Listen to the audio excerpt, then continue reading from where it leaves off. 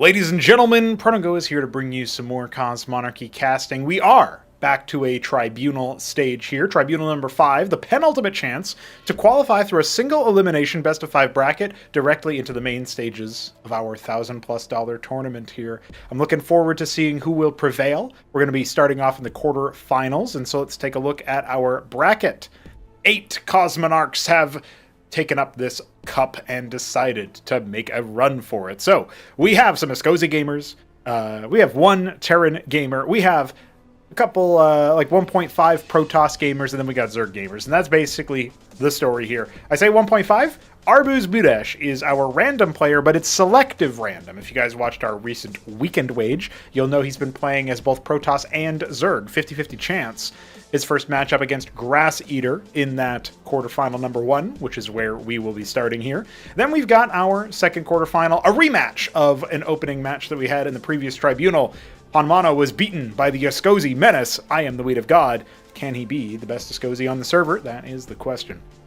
Down in the third quarterfinal, we have Art of Turtle, who has been cracking up a storm lately and was bested in a best-of-5, a 5-game best-of-5, if I'm not mistaken, from memory anyway, by Smarty Cakes, no less. And so, looking to get some revenge, but Smarty's not here, so instead Sausage will be the Protoss opposition. And then Cannoli versus Doglived will finish us off in the quarterfinals. That'll be an interesting one. Obviously, you have to say, based on the strength of Doglived in the previous Tribunal, making it all the way to the grand finals, you have to give him favorite status, but we'll see how those matches all go when we get to them. Which means we are just about ready to get to some very, very epic matches here, including a map on... Oh, this is not Saberhand, actually. This is Frozen Sylphid. I got really excited. I was like, Saberhand, yeah! Well, the map pool is the same as last Tribunal. Let's get into our first matchup here, and we will see that ArbuzBudesh has gotten the Protoss end of the coin. Some would say this is very unlucky, but I believe Arbuz is probably a little bit better PvZ than he is ZvZ. He might himself contest that, but I'm sure he still enjoys playing it just like anybody else. He is our green Protoss at the 12 o'clock. And down here in the bottom left of Frozen Sylphid, this map, by the way, ported by BiddyB and Jujuk together. Of course, a map port of Sylphid itself, Neo Sylphid, which is in the ASL pool, funnily enough, so that's fun. Grass Eater is our T-Green indeed, Zerg, and he is going for a Larvosk opener, so we should not see anything super aggro out of him. Meanwhile, we already have the Scribe leaving the building as a gateway comes up for Arbuz, and it looks like he'll be moving to the bottom right spawn. So he will not be aggressing towards the correct location initially. I suppose if he opens Legionnaire to scout, he might end up getting there a little bit faster with a combat unit, but time will tell. I feel like he scouted a little bit too early for his first combat unit to be his scout for the second spawn, which is like a really weird thing, very niche to point out. But that is a thing. That is a thing that you do. So, we'll see. We will see. This matchup is definitely the one with the biggest difference between our two players. Grass Eater is one of those aspirants, trying to make it to Class 2, trying to make it to be, part of the top 25 or so players in the server. I would say he probably is in that boat. But there are a lot of names that are ahead of him, and Arbuz himself in Class 1, firmly planted there now, has been there for months, and this is despite the APM difference of our players. Don't worry, Grass Eater will go down to about $130, $150 or so a little bit later on, but he has been steadily improving, and so I'm always interested into what kind of shenanigans he might be able to get into. I feel like ZVZ is a little bit more of his wheelhouse. ZVP, I find him struggling more often than not. We'll see if that ends up being the case here as his pool's about to pop.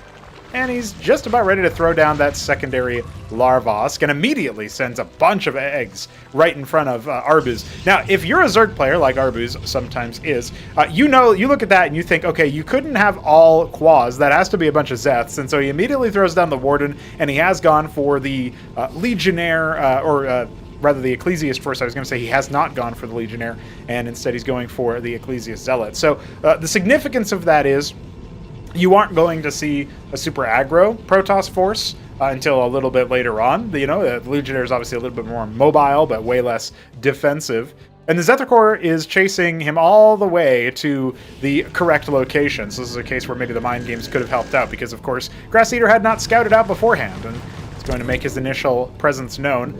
Zethacor immediately BTFO'd by those Ecclesiasts. Now he tries to dive on him. There's a lot of Ecclesiasts here. It's really hard to actually kill any of the Protoss units despite the number of Zephyr cores. I mean, you could have 100 Zephyr cores here, and I think based on body blocking and pathfinding, they would still struggle in that kind of situation. So, yeah, well, he gets a scribe for all of those Zeths. I know they're cheap, but they're not free, so, you know, probably not the most cost-efficient situation, and I think probably a little bit worse for Ware, despite the borrowed Zeth inside the main base. It's really hard for him to do anything right now to kind of threaten the move out. You know, if he keeps all of those Zeths alive and he just kind of dogs them back and forth, that defensive emplacement, the positioning that Arbuz had with his army, suddenly becomes required in order for his army to defeat his opponents. But instead, the Zerg is now under a lot of threat. The Shroud is finished. 2 Lake is on the way. We have seen situations where Arbuz and similar Protoss players have just kind of stood there and ignored the Lake is, because you can stand on Zerg units to reveal them while burrowed in Cause Monarchy. And so,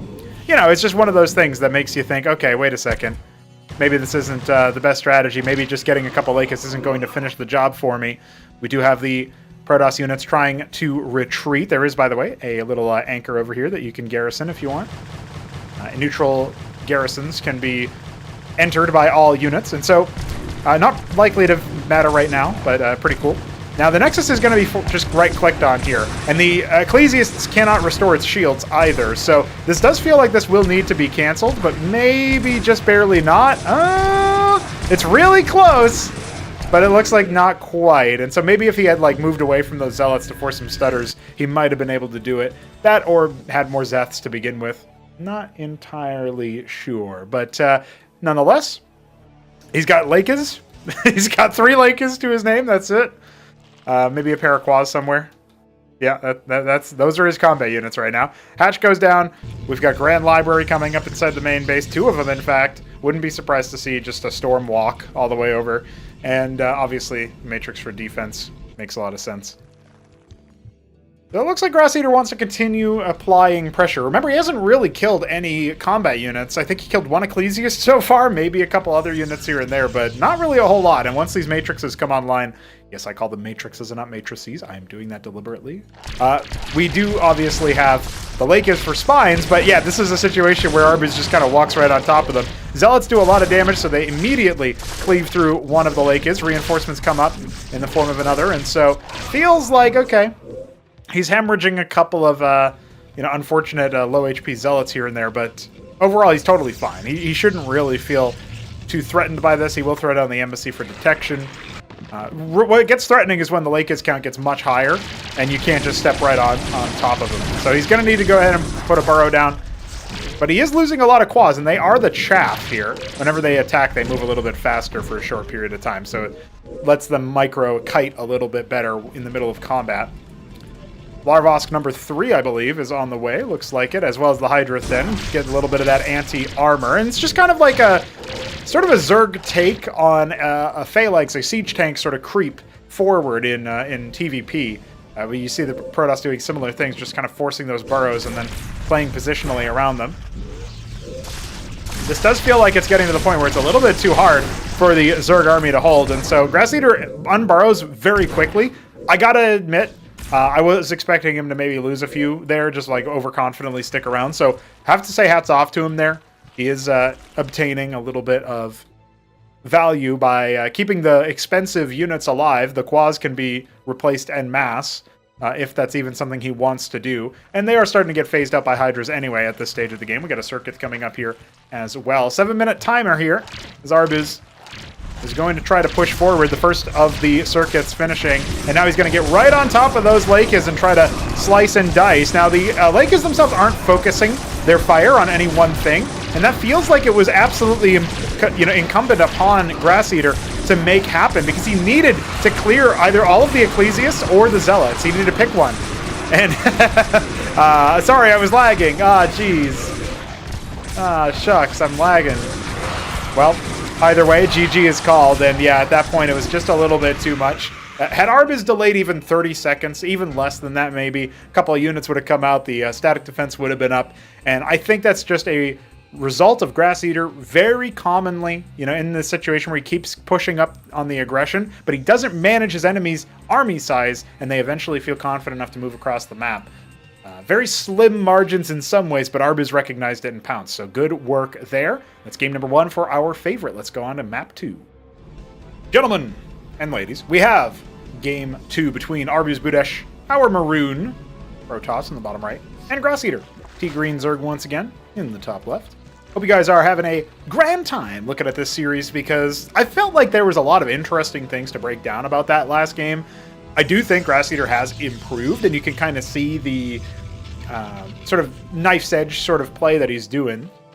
It does feel to me like he doesn't necessarily need to change his entire build order or his whole approach to the game, although we'll talk about the fact that it's a lattice opener from Arbuz and not a gateway opener. But his overall approach versus the gateway start of Arbuz in the previous map wasn't bad. It did the job, and it feels like he's dialed in. It feels like he's there. He's probably playing the best he's ever played, to be fair to him. And I do think that Class 2 Protosses and, of course, Class 3 Protosses would have maybe been in a harder position there. You know, you think of, we have class system instead of like the A rank, S rank, etc. So, you know, our equivalent of the middle of the pack, you know, the I guess you'd say low S rank in StarCraft Remastered, that kind of thing. You know, like our equivalent of low S rank. That, you know, Grass Eater could have bopped him there a little bit there. You know, tossed him overboard, just off kilter enough. Now we'll see what Arbuz gets up to here because he's doing the sim into Vassal into Idol is my prediction here, but he's not harvesting Vespene yet.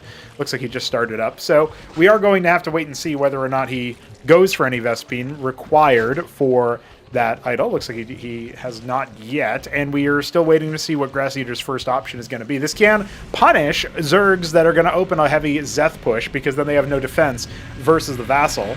And you only need one, although a second one is on the way, and now we have that Vespene necessary for things like Idols that will really force an early retirement of the pool, just because they have that splash damage. Now, the first combat unit is going to come up. That's the sim. And we do indeed have the single Vassal. This time around, there's no Larva banking. It is just going to be one pair of Quas, one pair of Zeth. And as long as he doesn't take too much damage in the early stages of the game, I think he's going to be okay.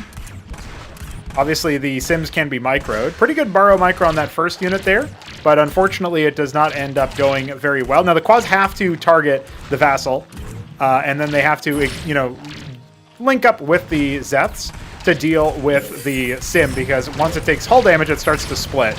But pretty good moves so far. The Zeths can probably take care of business now, but you are still losing Droleths to the Vassal on the other side of it. That feels a little bit awkward here. Oh, is he going to lose another one? This is where we can clearly see he's fumbling. Making a lot of Quas, but he just refuses to look back at his base. He has no idea that this entire time the Vassal has been attacking him, and I'm not really sure how he missed that. So a 3-kill Vassal in the early game is pretty good for the Protoss. You have to say, he's, you know, Arbuz is going to be sitting here favored. Bank has been the choice for the gas. Now we got some Idols coming out. Manifolds did get made. I guess they're 25 gas each. Zeths are going to scout the Vassal moving home. So at the very least, you know, it's some time before you have to worry about turning the, you know, static defense into anti-air or whatever. And it does look like the Sim was cleared in the meanwhile. Oh no, it actually went all the way back home already. So look at that. All right, well. Oh, he actually ends up killing the Kagran to get his worker back. That's not terrible. I thought he was going to keep that there so that he could turn it into a Larvosk, but maybe he wanted to make sure that he wasn't, you know, obfuscating his pathing, or he just didn't feel like a second Larvosk was good for him right now because he wanted to go for a faster expand or something. Obviously, the Hydra's then is much faster in this game than it was in the previous, and I think that does make some sense. The Quas are going to watch for any flyovers. And I do like the conga line. I would, if I can I provide the slightest bit of criticism? It should probably go like this rather than like this. You know what I mean? Like it should be a slash going bottom left, top right, as opposed to a slash going top left, bottom right. And we can kind of see why there. It's a little bit easier to just walk in to the centerpiece now. Aggro is going to start making Kagran. It's kind of dangerous to do that with an aggro when enemies are nearby, because if the building blows up, you don't get your aggro back. And the Quas are trying to focus down individual targets. The Idols are doing a ton of splash damage. He's going to need to cancel that Kagran for sure. Okay, he does get his aggro back. It's a pretty expensive unit to lose this early in the game. It goes ahead and drops the burrow. Got a Hydra out. He's going to try to use his Izira cores for good measure here. He's going to need to deal with the Sims if he's going to use Izira cores on the defense. That much is for sure. Has enough money to go for an expand off the back of this, but the Nexus is already done and making scribes back for Arbuz. So I am starting to think that the writing is on the wall for this one, and you might have said, Pronago, the writing should have been on the wall as soon as he lost 3 workers to the Vassal. But honestly, I feel like early damage can be easily overcome, as, you know, depending on how you navigate the rest of it. The fact of the matter is that Grass Eater can still come back even at this point. He can go ahead and make more larva producers and then just spam workers once this hatch finishes. It's not the end of the world for him, exactly. Zerg can come back from pretty big worker deficits and end up having more resources harvested than their opponents. So it's not really a huge deal. But it's more so that he's moving out, which is a Grass Eater thing to do. You know, you just lost all that stuff, and now you're moving out. And he just doesn't have the army to step to his opponent. Even though idols are really bad versus armor, they're still going to be more than a match. With the manifolds boosting armor pen while attacking as well, it's just not going to be something that he could do. Now, look, behind this, he's got Bactals. What does this remind us of? When he lost his second wave of Zethra cores, and then he had 3 Lakas to his name. This is kind of the same thing. He's got no front line. He's going to speed up the Kagra spread with the Agraloth, which is kind of a cute move there. And, you know, I guess it's body blocking for the idols there, and it ends up falling away and burrowing in the mineral line. But now he's transferring workers, and he's just got no units. 6 Izira cores are started. We've got 3 coming out now, but there's just no units there to actually help out. One of the manifolds has gone down at the very least, but GG. Arbuz will conquer him in record time now, 6.5 instead of 7.5 or whatever it was last time. He's taking a minute off the clock, boys. Is the next game going to be 5.5 minutes? You're going to have to join me to find out. Pour one out for our Zerg homie.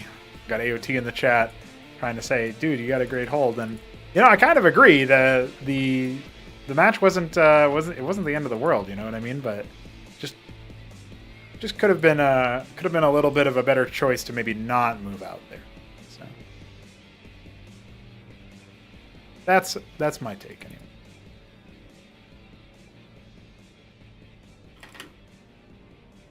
He tossed? Is that like the light version of a throw? Like, it wasn't a throw. It was just like a fumble, maybe?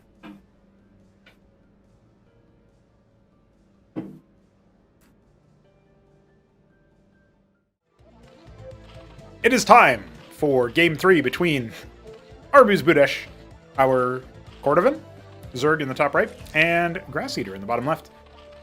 T-Green and Zerg once again. They're both 6-pooling. They are both doing it. Well, we might not be on Magnetron for very long, but this is map 3. Map 2, of course, was Corrosion, map by BiddyB. I tried to do a couple of ports here and there, but also a decent number of original maps. I do like some original maps. I think the ports are really nice for familiarity of players from other games and also viewers of other games. Like when I say this is a port of Tokamak from Starcraft 2, there are going to be some subset of viewers who are like, oh yeah, okay, I played Starcraft 2 or watched Starcraft 2 when Tokamak was in the map pool. It might even still be. I don't know. But either way, interesting choice here to 6-pool on this one. And also really nice to have our original maps. Because I think that you get something for the endemic guys that are really cool, really epic, really hanging out already. And then you get something for the guys that are like, man, I don't really know that much about Cosmonarchy, but I'm interested. It has my curiosity and my attention. And to you I say, what a beautiful sentiment. Now we got 8 Quas coming out, decolliding, and a Larvosk on the way for both players. Arbuz has gone for Zeths instead, and so typically the Quas player beats the Zeth player pretty handily in a one-on-one fight, but Zergs have gotten pretty good at this sort of situation where they're not going to just let all of their Zeths die. I had to hold my breath for a moment there because I wasn't sure if Arbuz was just going to let all of his Zeths die. But no, he's a Class 1 player. Of course he's not. He's going to end up falling back here, and his Larvosk is going to finish. He puts down a second Kagrange, which could end up being a Circuith. One pair of Rilla Rokors is on the way for back home, and it looks like that will be a nice little defense in case the Zeths end up running by. But they went all the way back home. And Quas are hatching for Arbuz. His own pair of Zets comes up and gets immediately eviscerated, or at least one of them does. But the Quas are here to defend. And, you know, it kind of did what it was supposed to do there, right? Like, the Zets came in and distracted the Quas from Arbuz. And then, yeah, well, Grass Eater decided to go in anyway, even after that, and lose all of his Quas. But he had won the initial trade, and now he has lost the subsequent trade. He scouts that there is indeed a Circuit, which is good. He's got his own, maybe, potential Circuit in the future. Oh. What? What is he doing? Is this a choke? Or, I mean, I'm honestly not sure what he was doing there. He's going to have to turn that into a Circuit because he doesn't have any gas, so it's not like he could do anything there. He's got his own Quas. He's in a way worse position than I thought he would be after this. I don't know if he was just not harvesting resources for some time or something. Honestly, I'm a little bit flabbered and gasted, as my girlfriend would say. I have no idea what's going on here. No clue. He's got his Rokors, right? He doesn't even have more workers. Where did his money go? So he ends up falling back. He's going to have to drill his workers onto the gas. He's not falling back quite as seriously as he really ought to be. Okay. Circuit in a really bad position, too. You know, it should be over here or something. And now Arby's obviously just going to start heckling the Larvosk from a distance. Safe distance, of course. This looks pretty dire, and Grass Eater doesn't even want to play it out. GG. Wow, that was a really fast best of 5. Every game ending before 10 minutes. That does mean, of course, that this whole video is probably like 25 minutes or something. The longest part of this video was the intro. No, that's not true. But Grass Eater has been eliminatus from the Tribunal Stage. Found guilty. I don't know. Whatever. We'll work on the verbiage there. But that is it. Obviously, Arbuz has managed to defeat him. Oh yeah, P-Sense in the chat saying nerf random. Just so everybody knows, I'm sure P-Sense is just taking the piss, but taking the P-Sense. The random does announce your race, so it's not like he didn't know he was up against Zerg. When you boot into the lobby, it does say ArbuzBudesh was assigned Zerg. So there you go. That's it for our first best of 5 here. Tune in next time for Tribunal Stage number 5, game number 2. GG.